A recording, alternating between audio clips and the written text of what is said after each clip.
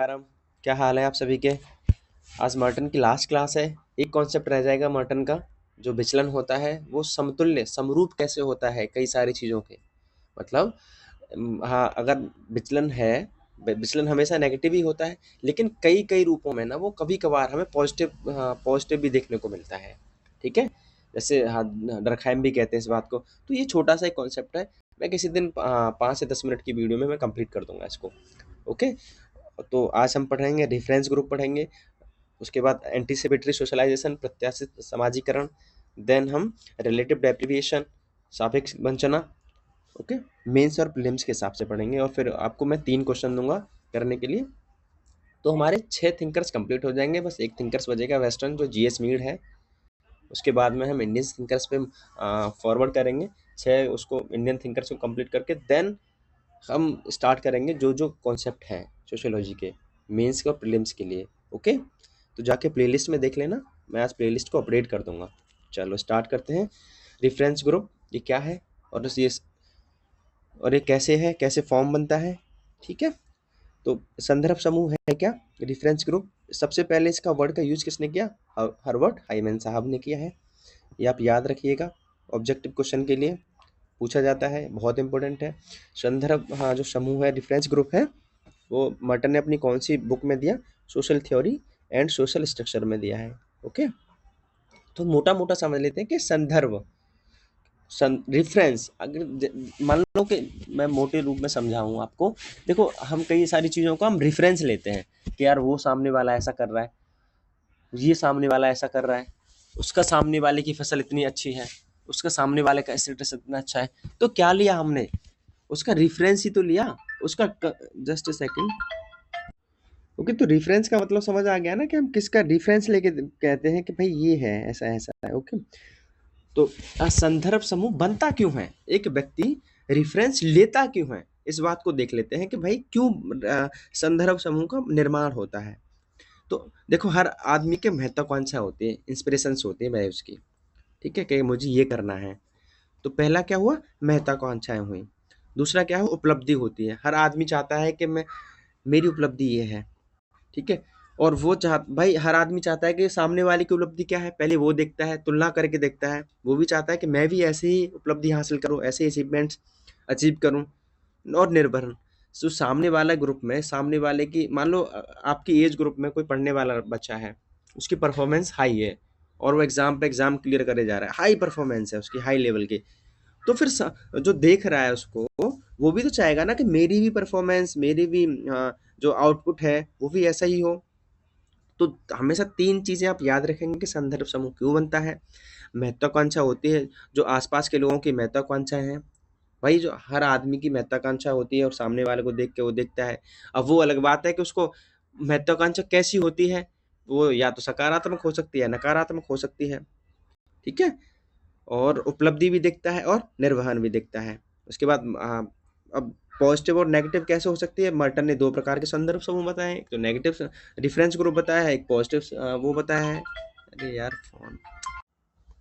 ठीक है, थोड़ा सा अब इसका अर्थ समझ लेते हैं, और फिर भाई लिखना भी तो होगा ना कि संदर्भ समूह है क्या। अर्थ मैंने यहाँ लिखा है, देखो संदर्भ समूह क्या है, और जो हाईलाइट किए हैं ना मैंने वो इम्पोर्टेंट, इसके आप भी हाईलाइट कर देना जब आप डेफिनेशंस लिखें। संदर्भ समूह वह समूह है जिसे व्यक्ति अपने व्यवहार, मूल्य और दृष्टिकोण, व्यवहार, मूल्य और दृष्टिकोण, ओके, के मूल्यांकन के लिए एक मॉडल, एक बेंचमार्क के रूप में देखता है। अपने व्यवहार, अपने मूल्य और दृष्टिकोण के मूल्यांकन के लिए कि भैया मेरा कैसा व्यवहार है, मेरे कैसे मूल्य हैं और मेरा कैसा दृष्टिकोण है।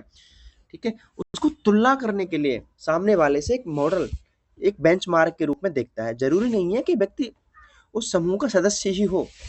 ठीक है, जरूरी नहीं है कि उसी व्यक्ति का वो जो है वो व्यक्ति उसी का सदस्य हो।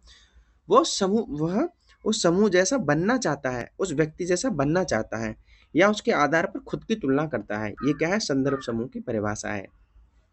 तो 4-5 इसमें इंपॉर्टेंट है। मॉडल या बेंचमार्क है, तुलना करता है, तुलनात्मक एक आधार है इसका, या फिर समूह का सदस्य हो भी सकता है और नहीं भी हो सकता। ठीक है, पीडीएफ की चिंता मत करो, मैं डाल दूंगा ग्रुप में। ठीक है, कमेंट बॉक्स में पिन कर दूंगा व्हाट्सएप का। चलो, उसके बाद में संदर्भ समूह को समझाने के लिए अब देखो मर्टन साहब ने क्या करा कि दो उन्होंने कॉन्सेप्ट समझाए, दो कॉन्सेप्टों को सहारा लिया अपने रेफरेंस ग्रुप को समझाने के लिए। एक किसके लिए, रिलेटिव डेप्रिविएशन, जिनका वो कॉन्सेप्ट है ही नहीं, वो सैमुअल स्टाफर साहब का है, और दूसरा खुद का है एंटीसिपेटरी सोशलाइजेशन, प्रत्याशित समाजीकरण। तो आई रिपीट, संदर्भ समूह को समझाने के लिए मर्टन साहब ने दो कॉन्सेप्ट का सहारा लिया ताकि वो उससे बता पाते कि भाई ये है। ठीक है, तो संदर्भ समूह एक हो सकता है सदस्यता वाला, अरे एक आदमी ने भाई सदस्यता ग्रहण कर लियो, एक होता है नॉन वॉलेंट्री, मतलब उसने सदस्यता ग्रहण नहीं की है। ठीक है, तो नॉन वॉलेंट्री समूह में जाएंगे हम। तो इसको दो तरीके से समझाया, एक होती है सापेक्षिक वंचना, एक होता है प्रत्याशित समाजीकरण। इसका कॉन्सेप्ट किसने दिया, सैमुअल स्टाफर साहब ने, और एंटीसिपेटरी सोशलाइजेशन का कॉन्सेप्ट किसने दिया, मर्टन साहब ने। ठीक है, ऑब्जेक्टिव के लिए इसको याद रखेंगे अपन। अब रिलेटिव डेप्रिवेशन क्या है, देखो सीधे से अर्थों में समझे, व्यक्ति अपनी कमियां व्यक्ति अपने में अभाव देखता है, दूसरों की तुलना में महसूस करता है, मतलब दूसरे के संदर्भ समूह के तुलना में महसूस करता है कि भाई मेरे पास इस चीज की कमी है। एग्जाम्पल के लिए आप एक पीसीएस हैं, सामने वाला क्या है, आईएएस है, तो तुलना कर रहा है कि यार वो आई मुझ में कहीं कमी है, आपके पास में 5 लाख है, सामने वाले के पास में 50 लाख है। एग्जाम्पल लिख सकते हैं आप ये वाला, तो कमी हुई ना, 45 लाख की कमी हुई, तो वही कमी क्या कर रही है, उसी कमी को क्या बोलते हैं, सापेक्षिक वंचन बोलते हैं। क्या बोलते हैं, रिलेटिव डेप्रिविएशन। अरे रिलेटिव मतलब तुलनात्मक, ये सापेक्षिक जो वंचन है वो समाजशास्त्र का वर्ड है। अगर इंग्लिश में इसको समझे, रिलेटिव डेप्रिविएशन, रिलेटिव माने तुलनात्मक, तुलना के रूप में। ठीक है, और हाँ, उसके बाद क्या होता है कि इस रिलेटिव डेप्रिविएशन का कभी अंत नहीं होता। भाई ये तो बढ़ती जाती है, आपके पास 50 लाख हुआ, सामने वाले के पास 1 करोड़ है, ये तो बढ़ती जाएगी चीजें, ये कभी अंत होगा ही नहीं इसका। ओके, और प्रत्याशित समाजीकरण क्या है, व्यक्ति को संदर्भ समूह का सदस्य बनना है। भाई उसका संदर्भ समूह का सदस्य बनना होगा, तो क्या होगा, उसको उसके मूल्य और व्यवहारों को सीखना होगा, तभी ना बन पाएगा वो उस जैसा, तभी ना आईएएस बन पाएगा, तभी ना बिजनेसमैन बन पाएगा। उसके जैसे उसको वैल्यूज, उसका एटीट्यूड, उसकी पर्सनैलिटी, उसके जैसे स्किल्स चाहिए, तो वो क्या कर रहा है, अल्टीमेटली उसका सोशलाइजेशन हो रहा है, एंटी से पहले से ही सोशलाइजेशन कर रहा है ताकि वो खुद उस जैसा बन सके। और ये क्या करता है, प्रत्याशित समाजीकरण क्या करता है समाज में, यह सामाजिक गतिशीलता लाता रहता है। ठीक है, अब आप कहेंगे कि ये दोनों को मैंने ऐसे तीर क्यों लगाया, कि देखो दोनों संबंधित है एक दूसरे से, रिलेटिव डेप्रिविएशन और एंटीसिपेटरी सोशलाइजेशन दोनों एक दूसरे से संबंधित है। एक के बिना एक का काम नहीं चलेगा, दूसरे के बिना पहले का काम नहीं चलेगा, तभी तो दोनों कॉन्सेप्ट से उन्होंने रेफरेंस ग्रुप को समझाया है। अब बात यहाँ क्लियर है, चलो ठीक है। अब बात करते हैं प्राथमिक समूह के, किसने कॉन्सेप्ट दिया, सीएच कूले साहब ने। 3 विशेषताएं बताई, आमने सामने का संबंध होना चाहिए, व्यक्तिगत होना चाहिए, और अनौपचारिक इनफॉर्मल होना चाहिए। 3 एग्जाम्पल दिए, परिवार, फैमिली, पड़ोस, नेबर, और मित्र मंडली, फ्रेंड सर्कल। ठीक है, प्राथमिक समूह बस आप इतना ही लिखेंगे। उसके बाद में कंपेयर करना है सदस्यता समूह और प्राथमिक समूह में। देखो सदस्यता समूह जिसने हमने किसी ग्रुप की सदस्यता ले रखी है, ज्वाइन कर रखी है, तो देखो ये प्राथमिक भी हो सकता है और नहीं भी हो सकता, लेकिन प्राथमिक समूह तो भाई 100% प्राथमिक ही होगा। सदस्यता समूह क्या है, व्यापक अवधारणा, ये ब्रॉड कॉन्सेप्ट है, लेकिन ये क्या है, सूक्ष्म है। भाई हम परिवार का हिस्सा है, हम छोटे से मित्र मंडली का हिस्सा है, लेकिन उधर तो व्यापक है ना। संबंध कैसे बनाने हैं सदस्यता समूह में, और उनको कैसे सुदृढ़ करना है, ये कौन सिखाता है, सदस्यता समूह।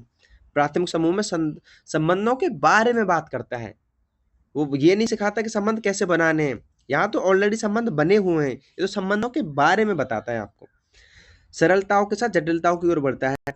सदस्यता समूह में जो संबंध होते हैं भाई वो सिंपल से कॉम्प्लेक्स की तरफ जाते रहते हैं, लेकिन यहाँ तो और सिंप्लीफाई होते जाती चीजें प्राथमिक समूह में। तो आप ये जानते रहिए, पूछा जाता है मेंस में। और कंपैरिजन करते हैं अपना प्राइमरी ग्रुप और रेफरेंस ग्रुप का। ओके, प्राथमिक समूह और संदर्भ समूह का हम क्या करते हैं, हम कंपैरिजन करते हैं, आता है मेंस में। तो प्राथमिक समूह की अवधारणा सीएच कूले ने दी, संदर्भ समूह हर्बर्ट हाइमन, रॉबर्ट मर्टन साहब ने। अरे सबसे पहले तो वर्ड का यूज किसने किया, हर्बर्ट हाइमन ने, लेकिन व्यवस्थित रूप से किसने दिया इसको, रॉबर्ट मर्टन ने। तभी तो पूछा जाता है, वर्ड का पूछा जाएगा तो आपको किसको लगाना है, आपको हर्बर्ट हाइमन। अगर सिद्धांत को सही से पूछा जाए तो कौन बताएगा आपको? Robert Merton. व्यक्ति प्राथमिक समूह में क्या होगा? व्यक्ति समूह का अनिवार्य सदस्य होगा, संदर्भ समूह में ऐसा नहीं है। ओके। संबंध क्या हो गए? आमने सामने फेस टू फेस के और इनफॉर्मल, जैसे मैंने आपको ऊपर बताया। लेकिन यहाँ संबंध क्या होते हैं? मनो साइकोलॉजिकल होते हैं। व्यक्ति समूह के मानकों को अपनाता है। यहाँ आकार छोटा होता है, यहाँ आकार बड़ा हो सकता है। ये व्यक्ति को व्यक्तित्व का निर्माण और समाजीकरण करता है। भाई परिवार क्या सिखाता है आपको? मित्र मंडली क्या सिखाती है आपको? नेबर क्या सिखाता है आपको? आपकी पर्सनैलिटी, आपका एटीट्यूड डेवलपमेंट करता है, आपको बताता है कि समाज में किस तरह रहना है। लेकिन ये क्या करता है आपको? ये तो मानकों का, ये व्यक्ति के व्यवहार के लिए मानक का कार्य करता है। ये स्टैंडर्ड डेवलप करता है कि भाई आपको इस तरह का कार्य करना है आपको, ठीक है? और क्यों करना है? क्योंकि वो प्राइमरी ग्रुप नहीं है ना। अब प्राइमरी ग्रुप में से निकलना ही तो है ना हमें। जब हमें बड़ा बनना पड़ेगा तो प्राइमरी ग्रुप तो छोड़ना पड़ेगा, इसीलिए तो स्टैंडर्ड उसने कायम किए हैं रेफरेंस ग्रुप ने। एक से एग्जाम्पल देख लो, परिवार, मित्र मंडली, पड़ोस, इसका छात्र के लिए आईएएस अधिकारी, खिलाड़ी के लिए सचिन तेंदुलकर। ठीक है, तो छोटी सी वीडियो थी, इसके 3 क्वेश्चंस हैं। कैसे करने हैं आपको? 120 वर्ड्स में इस संदर्भ समूह और सापेक्षिक फंक्शन, रेफरेंस ग्रुप और रिलेटिव डेप्रिविएशन, आपको वो माइंड मैप से दिखाना है आपको, जो मैंने आपको टेबल से बताई अभी। रिलेटिव डेप्रिविएशन और प्रत्याशित समाजीकरण के बीच का सहसंबंध मैंने आपको बताया, वो बताना है आपको। और प्राथमिक समूह और संदर्भ समूह के बीच सहसंबंध आपको, जो मैंने टेबल बताई है, आपको इससे बता देना है। ठीक है, मार्टन खत्म हो गया है। प्लीज़ प्लेलिस्ट में जाओ, मैं अपडेट कर दूंगा, उसको देखते रहना, पीडीएफ में व्हाट्सएप पर डाल दूंगा। ठीक है, मिलते हैं नेक्स्ट वीडियो में। हैव अ गुड डे, जय हिंद।